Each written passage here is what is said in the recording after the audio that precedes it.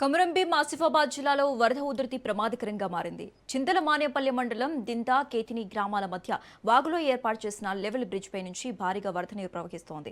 అయితే ఇదే సమయంలో కేతిని వైపు నుంచి దిందా వైపునకు బైక్ పై వచ్చిన ఇద్దరు వ్యక్తులు ఉధృతంగా ప్రవహిస్తున్న వాగును బైక్ తో నెట్టుకుంటూ దాటేందుకు ప్రయత్నించారు. కొద్ది దూరం వెళ్లిన తర్వాత ఒక్కసారిగా వరద ప్రవాహం పెరగడంతో బైక్ తో పాటు ఇద్దరు కొట్టుకుపోయారు. ప్రమాదాన్ని గమనించిన స్థానికులు వెంటనే అప్రమత్తమై వరద ప్రవాహంలో చిక్కుకున్న ఇద్దరిని బైక్ తో సహా సురక్షితంగా ఒడ్డుకు చేర్చారు.